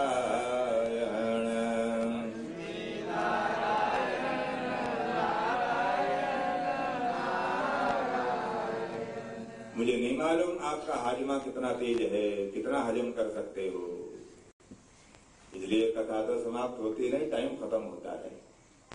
इसलिए समय से समाप्त करेंगे तो और काम भी होंगे, या बाद में हुआ करते हैं भोजन भोजन और ये सब। इसलिए बड़ी बात किनारे लगाएं। एक 12 बरस तक काशी पढ़े पंडित, 12 बरस तक काशी में पढ़ने के बाद और जब घर लौट रहे थे, पुराने जमाने की बात है, आपका एयरटेल जैसा इलाका जहाँ किसान भाई ज्यादा खेती बाड़ी काम करने वाले हिंदू प्रवासी भाई रहते हैं, ऐसे ही किसी गांव में जब गुजरे तो शाम हो गई कि अब कहाँ जाएं, तो किसी से कहा भाई रात भर तुम्हारे घर मेहमान बन के रहेंगे हम, हाँ जी पंडित जी, मेरा सौभाग्य रहो जी, आप बनारस काशी पढ़ करके आए हो, विद्वान का मैं सेवा स्वागत करूंगा, आपकी बड़ी कृपा। स्वागत किया पंडित जी का, भोजन हो गया। तो किसान जो था वो बेचारा खेती बाड़ी करने वाला, पढ़ा लिखा ज्यादा था नहीं। तो पंडित वहां बैठकर बोला जी आप तो 12 साल काशी पढ़ करके आए हो, हम तो यहाँ गांव में रहते हैं जी, कोई विद्या हमारे पास नहीं है, पढ़े लिखे भी नहीं है, पर एक बात आपसे पूछना चाहते हैं, अगर आप बताओ तो मेहरबानी। पंडित को तो अपने पढ़ाई का बड़ा अभिमान था, मैं 12 साल पढ़ के ऐसी क्या जो मैं नहीं जानता हूँ। हाँ भाई बोलो क्या जानना। वो किसान बोला पंडित जी मेरे को पाप के बाप का नाम बताओ, पाप का बाप कौन है, पाप के बाप का नाम क्या है। अब इतनी किताबें पंडित जी ने पढ़ी थी, सारी दिमाग में उलट पुलट करने लगे, कहीं पाप के बाप का नाम आया हो, कहीं पाप के बाप का, कहीं नहीं आया। पंडित के बेचारे पढ़े लिखे तो थे, परंतु सीधे सच्चे हृदय वाले थे। पंडित बोले भैया माफ करना, मैं तो 12 साल पढ़ा हूं, परंतु मुझे पाप के बाप का नाम मालूम नहीं, मैं नहीं जानता। अपनी अज्ञान स्वीकार कर लिया, वरना पंडित जल्दी स्वीकार नहीं करता, जल्दी अपने हार नहीं मानता है। मैं क्या नहीं जानता, मैं सब जानता हूं। कोई मर जाता है ना तो गरुड़ पुराण सुनाते हैं ये पंडित लोग, आत्मा की शांति के लिए गरुड़ पुराण। कहीं हो रहा था, बूढ़ा मर गया था कोई, पंडित को दूसरा काम कराने भी जाना था, तो 2 गरुड़ पुराण के पन्ने चिपके पलटे गए। खुले पन्ने वाली किताब थी, 2 पन्ने आपस में चिपके हुए पलट दिए, तो बीच में कथा छूट गई। यजमान ने कई बार गरुड़ पुराण सुना था, जब वो कथा नहीं आई तो उसने कहा पंडित जी चौथे दिन तो वो कथा आती है ना, ये बैतरणी नाम का रिवर नदी पड़ती है, उसको जीव पार करता है, हड्डी के किनारे हैं उसके, खून बहता है, ये कथा चौथे दिन आया करती थी, वो रीवा वाली कथा नहीं आई। पंडित समझा कि हाँ कथा तो छूट गई, गलती तो हो गई। तो पंडित बड़े होशियार थे, पंडित बोले भाई वो रीवा आती थी वो पुरानी बात है, अब रीवा पर बुड़की बन गई है, अब सीधे नरक जाते हैं, रीवा पार करने की जरूरत नहीं है, अब उस पर बुड़की बना दी है। इसलिए जल्दी हार मानना, पर सीधे साधे बेचारे पढ़े थे परंतु कढ़े नहीं थे, कह दिया भाई मैं तो नहीं जानता हूँ, मुझे नहीं मालूम बाप का बाप का है। और ये पश्चाताप में 12 बरस पढ़ा, एक अनपढ़ आदमी ने कुछ मुझसे पूछा, मैं उसका जवाब न दे पाया, बड़ी शर्म की बात है। पंडित शर्मिंदा भी हुए, तो किसान से कहा भाई तुझे पता हो तो बता दे। आगे किसी ने मुझसे पूछ लिया तो मैं फिर न बता पाऊंगा, दोबारा शर्मिंदा होना पड़ेगा।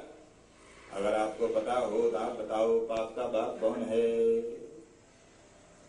पंडित की बात सुनकर किसान ने मन में सोचा विद्वान तो है, अशुद्ध हृदय है, कोई कपट छल प्रपंच नहीं है, अपने अज्ञान को स्वीकार कर लेना ये शुद्ध हृदय, सब सात्विक हृदय की पहचान है। इसलिए किसान बोला मुझसे क्या पूछ रहे हो जी, आप जाओगे ना घर अपने, तो शहर में जब जाओगे, वहां शहर में जो चौराहा है 4 रास्ते, वहां ऊपर मंजिल पर एक गाने बजाने वाली रहती, उससे पूछते जाना, वो बता देगी। पंडित अपना सवेरे तैयार हुए, नहाए धोए, रामनवमी ओढ़ी और तिलक छापा लगाकर माला कंठी पहनकर पोथी बगल में दबाकर नाचने गाने वाली के घर पहुंच गए। घंटी बजाई, उसने ऊपर से झांका, नीचे झांक करके देखा कि तिलक लगाए और ये तो पोथी बगल में दबाए, पंडित रामनवमी ओढ़े मेरे दरवाजे पर है, ये घर भूल गया। ऐसे लोग मेरे घर पर क्यों आएंगे?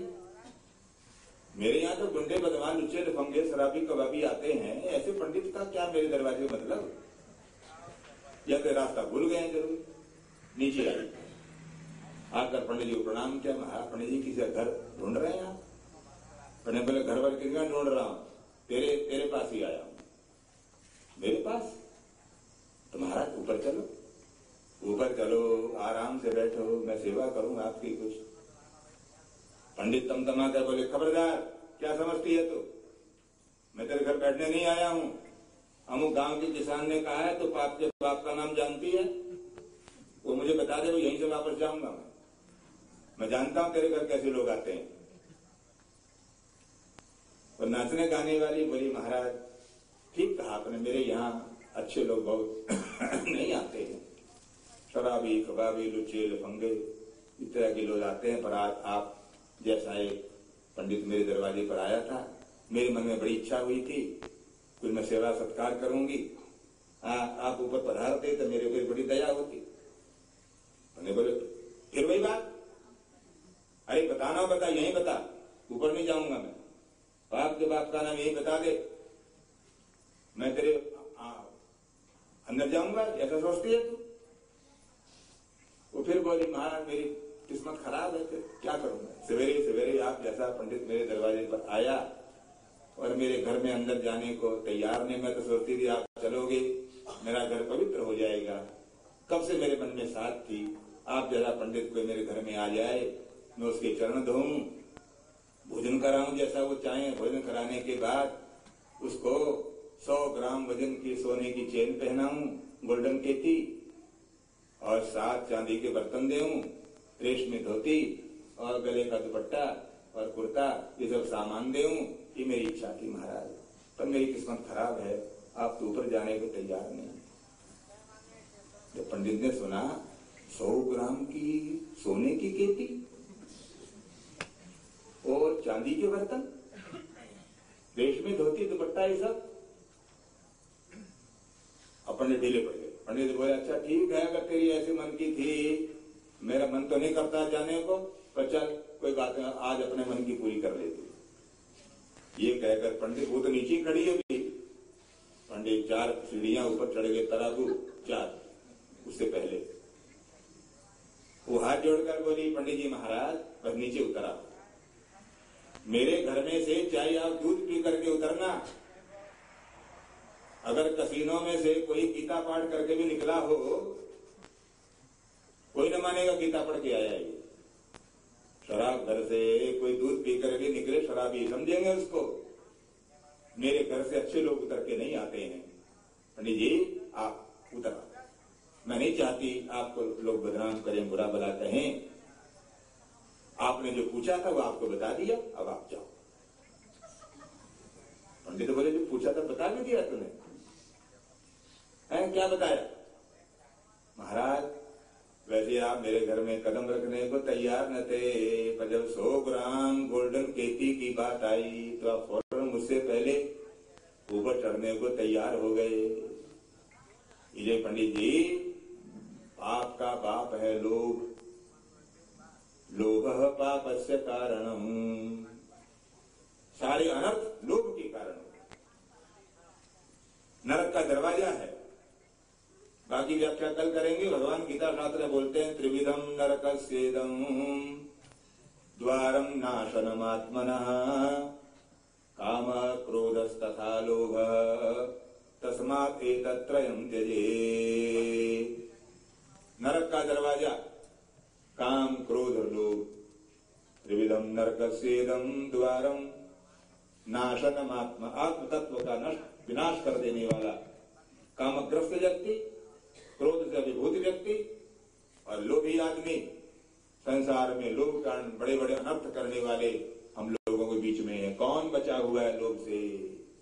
इसलिए दान इस बात की, मनुष्यों को दान इसलिए ब्रह्मा ने उपदेश दिया कि तुम संग्रह करना जानते हो, केवल देना नहीं जानते। इसलिए सबके ऊपर जिम्मेदारी अच्छे काम में से सहयोग करने के लिए और अपनी कमाई में से दान देना। श्रीमन नारायण नारायण नारायण, श्रीमन नारायण नारायण नारायण। काम, क्रोध और लोभ, इन तीनों को बीमारी माना गया। काम भी बीमारी, क्रोध भी बीमारी, लोभ भी बीमारी। शरीर का रोग हो जाए बीमारी तो डॉक्टर के पास जाते हो। शरीर में कोई रोग हो गया डॉक्टर के पास जाओ, दवा लेते हो। और और हम तो मन की बीमारियां हैं, मन के रोग, मनोरोग। शरीर की बीमारियों का नाम है व्याधि और मन की बीमारियों का नाम आधि। आधि व्याधि, आधि माने हालत नहीं, आधि माने मनोरोग, काम क्रोध लोग, ये मन की बीमारियां हैं।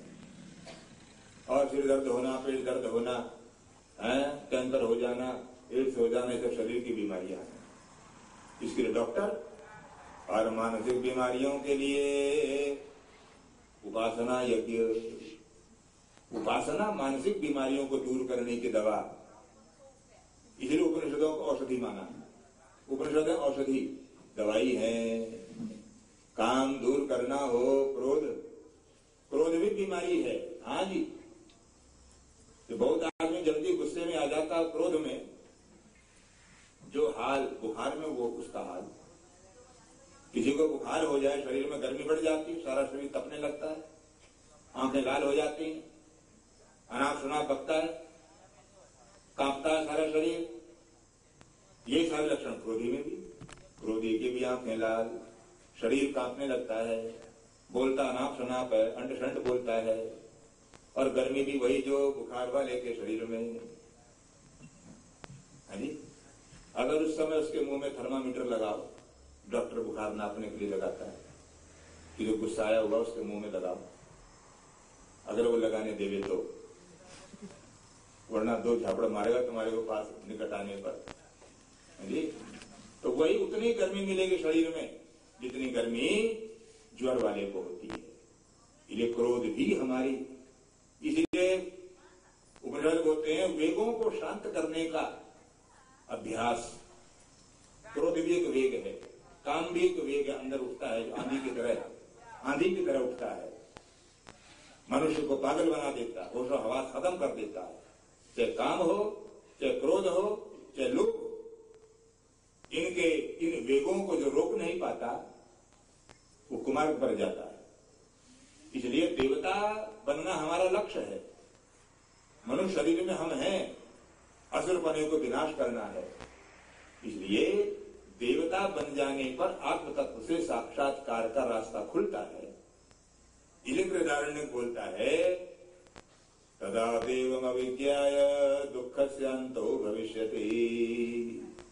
जब तक देव को न जानेंगे जो भीतर बैठा है आत्म तत्व, तब तक हमारा आसुरी भाव और मानव से ऊपर उठने की चेष्टाएं सफल न हो पाएंगी। इस रास्ते पर चलना या चलाना या प्रेरित करना उपनिषदों का सार है। इस संबंध की बाकी बातें अब कल प्रारंभ करेंगे। कल को संयोगवश भगवती राधा जी के जन्म का दिन भी है, राधाष्टमी। इस महीने में कृष्ण जन्माष्टमी मनाई आपने 6 तारीख को, और कल को राधाष्टमी है, राधा जी का जन्मदिन। राधा कृष्ण भगवान, इसलिए राधा के संबंध में चर्चा करेंगे कुछ, और परा और अपरा प्रकृति के संबंध में जो उपनिषद बताते हैं उसके संबंध में कुछ चर्चा करेंगे। आज की बात को यहाँ विराम करते हैं। आप सब माता भ्राताओं ने शांति और प्रेम के साथ बैठकर मेरी बात सुनी, यथावता धन्यवाद। बोलो मंगल मूर्ति भगवान की।